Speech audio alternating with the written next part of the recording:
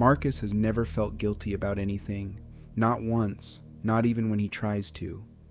He has sat in a therapist's office and genuinely attempted to locate remorse, to feel something approximate to it, and found nothing, not suppressed feeling, not buried shame, just an absence, the same way a room without windows has no shadow. He described it once to a forensic psychologist as standing behind glass, watching other people live their emotional lives. He could see what they were feeling. He could name it, catalog it, even predict it. He just couldn't access it himself. That interview took place after his third arrest. He was 31 years old, articulate, well-dressed, and completely cooperative. He answered every question with the calm precision of someone explaining a car repair. He was not angry. He was not defensive. He simply had no investment in how anyone in that room felt about him. And he said so, without any apparent awareness that this too was the condition speaking. Antisocial Personality Disorder, or ASPD, is a cluster B personality disorder defined in the DSM-5 by a pervasive pattern of disregard for and violation of the rights of others, emerging by early adulthood and present across multiple contexts. To receive the diagnosis, a person must be at least 18 years old and must show evidence of conduct disorder before age 15, meaning ASPD does not appear without warning. It leaves a paper trail in childhood. The clinical criteria include repeated lawbreaking, deceitfulness, impulsivity, aggressiveness, reckless disregard for safety, consistent irresponsibility, and notably, a lack of remorse. That last criterion is the one most people fixate on, and rightly so, because it points directly at the neurological question underneath the diagnosis. ASPD is estimated to affect between 1 and 3% of the general population, with significantly higher rates in forensic and correctional settings, where prevalence may reach 30% or more. It is diagnosed roughly 3 to 5 times more often in men than women, though researchers increasingly suspect this reflects diagnostic bias as much as genuine difference. The terms sociopathy and psychopathy are often used interchangeably with ASPD in popular media, but they are not identical. Psychopathy, measured by tools like the Hare Psychopathy Checklist, is a more specific construct characterized by callousness, superficial charm, and predatory behavior. Not everyone with ASPD is a psychopath, but most individuals who meet psychopathy criteria also meet ASPD criteria. Marcus, by clinical and forensic measurement, met both. The causes of ASPD are multifactorial. Genetic studies suggest heritability in the range of 40 to 60%. Structural neuroimaging consistently finds reduced gray matter volume in the prefrontal cortex, the region responsible for impulse control, moral reasoning, and long-term consequence evaluation. Functional studies show reduced amygdala activation in response to fear and distress cues, which is to say, the part of the brain that normally generates the discomfort we feel when we witness suffering in others is in individuals with ASPD and psychopathy measurably quieter. This is not metaphor. It is observable on a scan. Marcus grew up in a mid-sized city in the American Midwest, the second of 3 children, in circumstances that were, by his own description, unremarkable. By every external measure, Marcus had a functional childhood. His parents were employed, the house was stable, there was no documented abuse, no addiction in the home, no significant trauma in the record. His teachers described him in early elementary school as bright, socially confident, and occasionally difficult, but difficult in the way that many energetic boys are described as difficult, in language that gets normalized and set aside. What the record does show, when you look carefully, is a pattern of small erasures. A hamster that died under unexplained circumstances when Marcus was 7. A classmate who reported that Marcus had pressed her arm against a hot radiator and then watched, with what she described as curiosity. A string of friendships that ended not with conflict, but with the other child simply drifting away, unable to articulate exactly why being around Marcus made them uneasy. His mother, in later interviews compiled by his defense attorney, would describe him as a loving child. She used that word sincerely, and it is worth sitting with that for a moment, because Marcus was, in the ways that were useful to him, warm. He was charming when charm was advantageous. He was attentive when attention served a purpose. He brought his mother flowers on her birthday and remembered the names of her friends and asked after them later. He was performing social fluency with precision, not because the performance was false in any way he could detect, but because, for Marcus, all social behavior was instrumental. He had learned early and efficiently that certain behaviors produced certain outcomes, and he executed them accordingly. He did not know, at 8 or 9 or 10 years old, that this was different from how other people experienced connection. He simply knew that it worked. The DSM-5 requires evidence of conduct disorder before age 15, and Marcus provided it. By 12, he had been suspended twice, once for fighting and once for theft. By 13, he had been caught forging his parents' signatures on school communications. These are not unusual adolescent behaviors in isolation. What distinguished Marcus was the absence of the normal emotional signature that surrounds them. No visible anxiety before being caught, no distress during confrontation, no apparent relief after resolution. His school counselor noted in a report that Marcus discussed being caught shoplifting with the same emotional register he used to discuss what he'd had for lunch. The counselor flagged this. A referral was made. Marcus attended 4 sessions with a child psychologist, presented well, made the psychologist feel warmly regarded, and was discharged. At 16, Marcus began what his later forensic evaluator would call a systematic social education.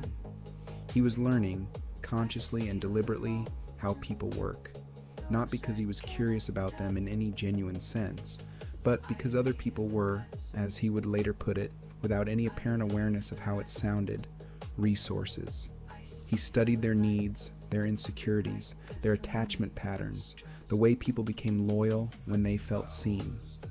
He was exceptionally good at making people feel seen.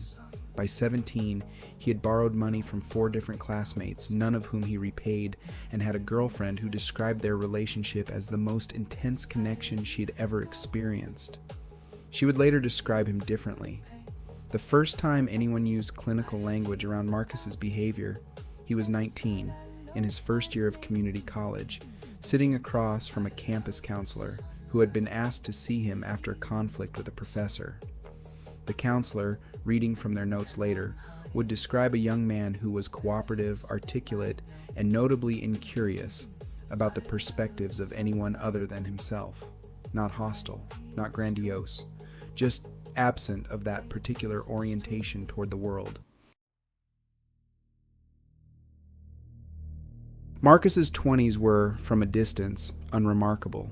He held jobs, sales, mostly because he was persuasive, and lost them when his behavior became too difficult to contain.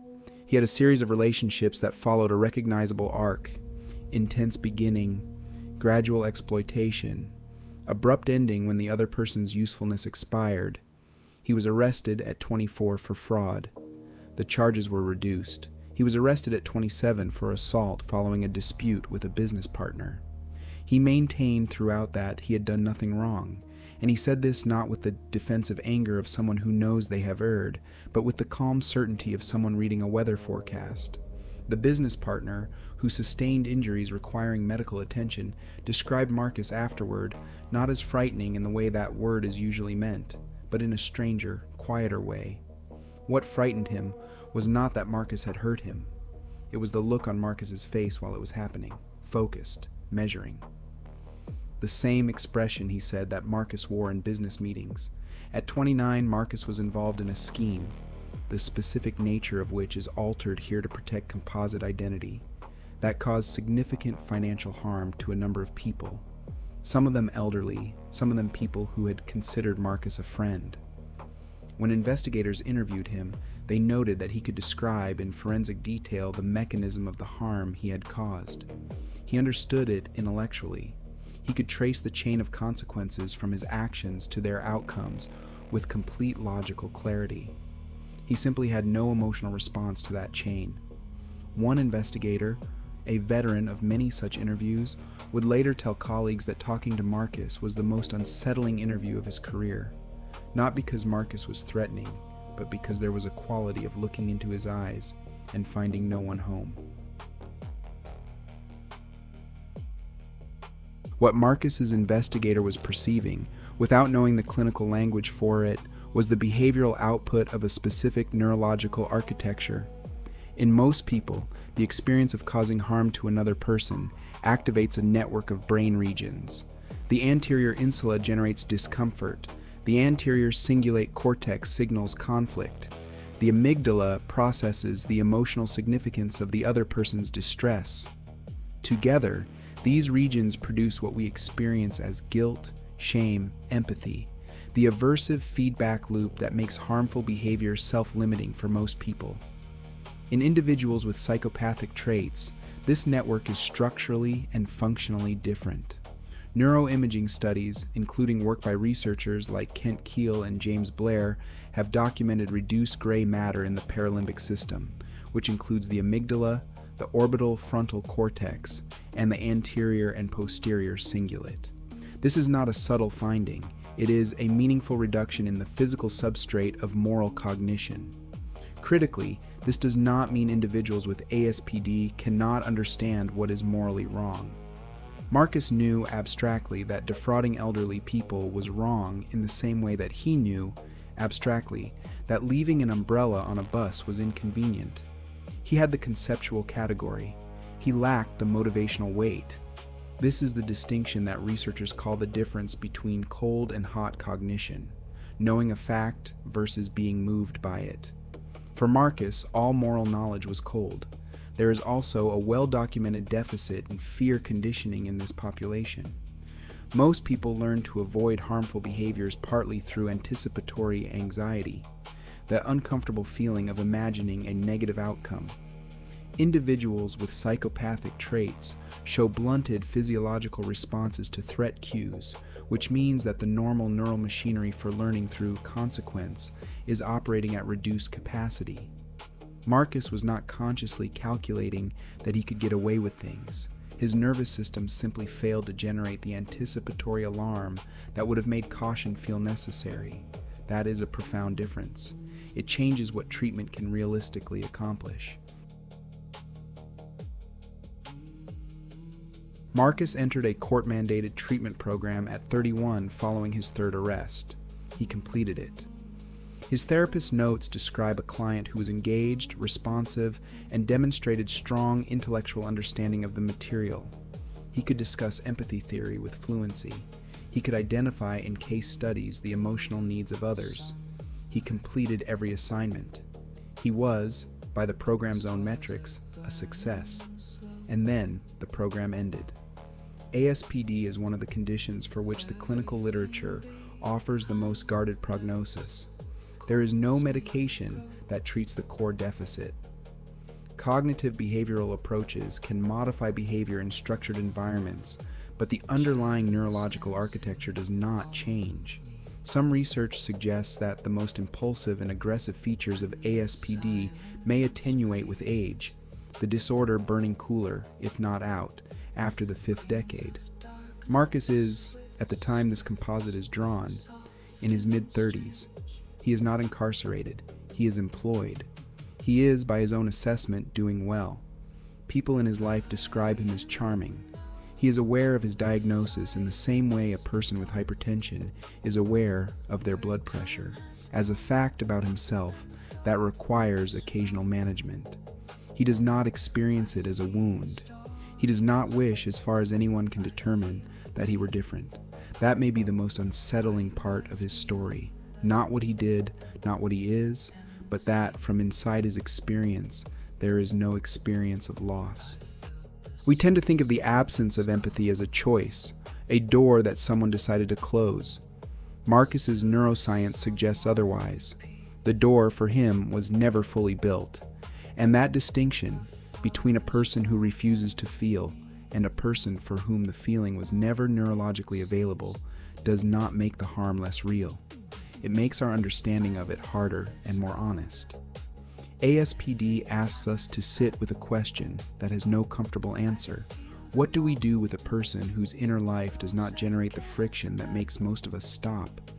If you found this exploration useful, the condition's name, its clinical criteria, and the neuroscience referenced here are all linked in the description below.